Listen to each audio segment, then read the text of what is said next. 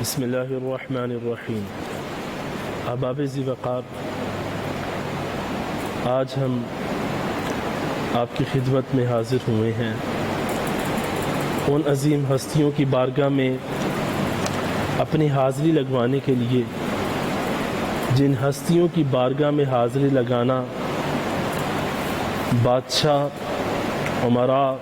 شرفاء، علماء، محدثین، مفسرین، اجلاء علماء اور ائمہ دین، مجتہدین، بڑے بڑے اللہ کے نیک بندے، اولیاء کرام، اس بارگاہ میں اپنی حاضری لگوانا اس کو باعث شرف سمجھتے ہیں۔ آج آپ کے علم میں ہے محرم الحرام، جہاں نئے سال کے حوالے سے اس کا چاند طلوع ہوا، وہاں یہ مسلمانوں کے لیے بڑے دل خراش، سوزناک، دردناک، کربناک واقعات لے کر، داستانیں لے کر، اہل اسلام کے ایک عظیم شاہکاروں کی عظیم داستانیں لے کر ہمارے سامنے حاضر ہوا ہے۔ یکم محرم الحرام سیدنا عمر فاروق رضی اللہ تعالیٰ عنہ کی شہادت کی داستان سناتا ہے، اور 10 محرم الحرام خانوادہ رسول کے عظیم چشم و چراغ امام حسین رضی اللہ تعالیٰ عنہ کی عظیم شہادت کی رویداد سناتا ہے۔ حضرات ذی وقار، یہ گھرانہ ایسا عظیم گھرانہ ہے، ایسا خوشبو والا اعلیٰ گھرانہ ہے، جس کے متعلق فاضل بریلوی نے بڑا خوب کہا کہ آپ بات رضا اس چمنستان کرم کی، زہرا ہے کلی جس میں حسین و حسن ہے پھول۔ یہ پھول والا گھرانہ ہے، اس گھرانے سے پھول کی خوشبو آتی ہے۔ آپ علیہ الصلوۃ والسلام بھی اس گھرانے سے، اس گھر کے فرد سے،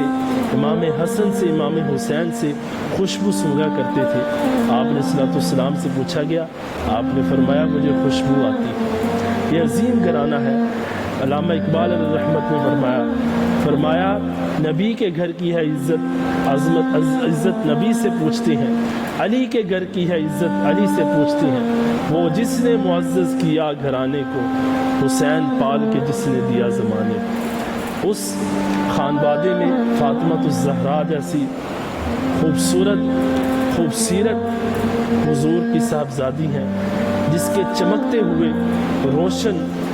چہرے سے، روشن سیرت سے آج بھی اہل اسلام کی خاتون ان کا نام لے کر، ان کے کردار کو بیان کر کے اپنا سر فخر سے بلند کرتے ہیں۔ تو عزیزان من، یہ مہینہ، یہ ایام بڑے دردناک ایام ہے۔ اس ایام میں کوئی اور شہید نہیں ہوا، کوئی عام بندے کی شہادت نہیں ہوئی، حضور کے خانوادے میں عظیم چشم و چراغ کی شہادت ہوئی۔ کسی اور کا گھر نہیں اجڑا، حضور کا اپنا گھر اجڑا ہے۔ اس خانوادے کی شہادت اور اس عظیم ہستیوں کی شہادت مسلمانوں کے لیے مینار نور ہے۔ وہ حسین خوبصورت شہزادے جن کی پرورش فاطمہ الزہرا کے ہاتھوں سے ہوئی، جن کو لوریاں فرشتے سلاتے رہے، اور جن کی پرورش، جن کو پیار آقا کریم صلی اللہ علیہ وسلم کرتے رہے، ان کی شہادت ہوئی۔ اور شہادت بھی کوئی عام شہادت نہیں ہوئی، کوئی چھوٹی موٹی شہادت نہیں ہوئی۔ میرے بھائیوں، دوستو، یہ ایک عظیم شہادت ہوئی۔ اس جیسی شہادت نہ روئے زمین میں پہلے کسی نے دیکھی، نہ آج تک دے سکتا۔ میرے بھائیوں، ہائے وہ امت جو اپنے نبی کے نانا کا کلمہ پڑھتی تھی، جو حسین کے نانا کا اپنا نبی مانتی تھی، آقا کہتی تھی، اسی امت کے ہاتھوں ان کے نواسے جام شہادت نوش کر گئے۔ میرے بھائیوں،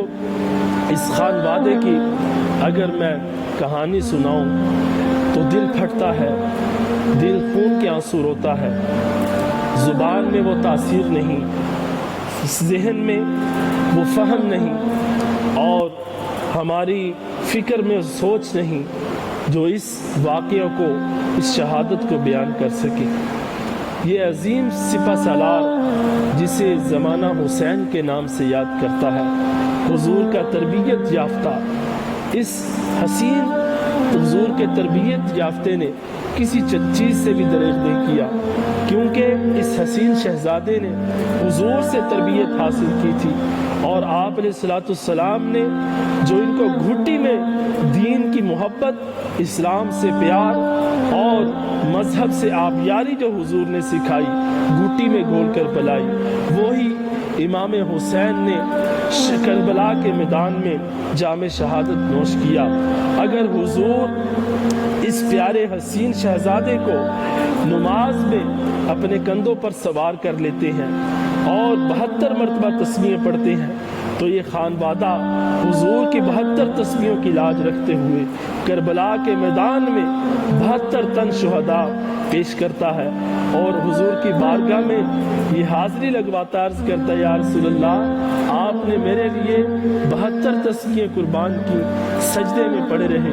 حسین آپ کا نواسا ہے، یہ آپ کے ان 72 تسبیحوں کی لاج رکھے گا۔ آج دیکھ لو میرے نانا کربلا میں حسین نے اپنے 72 تن شہداء پیش کر دیے۔ تو میرے بھائیوں، کربلا کا جو واقعہ ہے، اس کی جو بنیاد ہے وہ دراصل دین کی اساس ہے، اس کو سمجھنے کی ضرورت ہے۔ یہ واقعہ پیش کیسے آیا؟ یہ واقعہ بتانے میں بڑے لوگ بتاتے ہیں، لیکن اس واقعہ کی جو ابتدا ہوئی، اس کی جو بنیاد تھی، وہ دراصل یہ تھی کہ جب حضور کے اس خانوادے نے، حضور کے اس شہزادے نے دیکھا کہ وہ دین جو میرے آقا نے، میرے نانا نے خون پسینہ ایک کر کے، وہ دین جو طائف کے میدان میں حضور نے پتھر کھا کر، میدان بدر میں اپنے ساتھی شہید کروا کر، میدان احد میں صحابہ تراتر جو ہے وہ شہداء پیش کروا کر میرے نانا نے اس دین کی آبیاری کی اور لا الہ الا اللہ کے عزم کو بلند کیا، اور دنیا کے ہر کونے میں اس دین کو، اس پیغام کو، اس اسلام کو پہنچانے کا عزم کیا۔ لیکن جب وہ دین لٹتا ہوا دیکھتے ہیں، جب وہ دین امام حسین اس کو پارا پارا دیکھتے ہیں، اس دین میں جب زیادتیاں دیکھتے ہیں، اس دین میں کمیاں دیکھتے ہیں، اور اس دین کا مذاق اڑتا دیکھتے ہیں، تو ان کو برداشت نہیں ہوتا، پھر الگ بلند کرتے ہیں کہ اس کے لیے میں آواز اٹھاؤں گا۔ پھر ایک آواز کچھ خطوط کی صورت میں آوازیں امام حسین کو پڑھتی ہیں کہ ہم آپ کا کوفے میں انتظار کر رہے ہیں، ہم یزید کی حکومت نہیں چاہتے، یہ ظالم ہے، یہ جابر ہے، حضور کے دین کا قاتل ہے۔ میرے بھائیوں، جب یہ امام حسین نے خطوط پڑھے، جب یہ باتیں ان کے سامنے پیش ہوئی، تو انہوں نے پھر سوچا کہ اب میرا خاموش رہنا یہ حکمت کا پیغام نہیں، یہ خاموش رہنا اب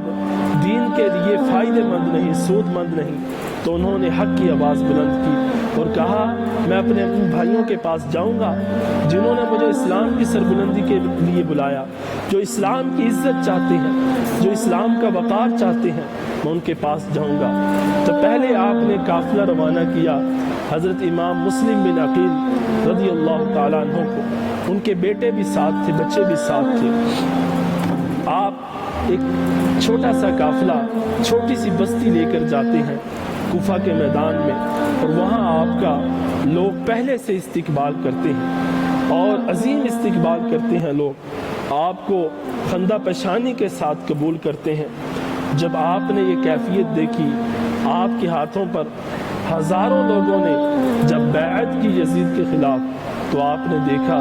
کہ ان کا جوش و جذبہ بڑا مضبوط ہے، یہ چاہتے ہیں کہ ہم پھر سے اسلام کی آبیاری کریں، اسلام کے ساتھ مخلص نظر آتے ہیں۔ تو آپ نے اپنے بھائی کو، امام حسین کو پیغام بھیج دیا، خط لکھ دیا، یہ لوگ آپ کے منتظر ہیں۔ وہ خط آپ نے پہنچا دیا امام حسین کی طرف، لیکن جیسے ہی آپ نے اعلان فرمایا، بیعت کا اعلان ہو گیا، اور یزید کے حواریوں کو اور یزید کے بدقماشوں کو، بدچلوں کو جب یہ پتہ لگا کہ امام مسلم بن عقیل کے ہاتھوں پہ لوگوں نے بیعت کر لی، اب یزید کا پردہ چاک ہونے لگا ہے، یزید کا پردہ فاش ہونے لگا ہے، تو تو چنانچہ انہیں برداشت نہ ہوا۔ سب سے پہلی شہادت جو کربلا والوں نے حضور کے اس خانوادے نے پیش کی وہ امام مسلم بن عقیل کی شہادت تھی۔ آپ کو بڑے دردناک طریقے سے شہید کیا گیا۔ میرے بھائیوں، یہ پہلا سپہ سالار تھا، جاں نثار تھا، جس نے اسلام کی آبیاری کے لیے اپنا خون پیش کیا۔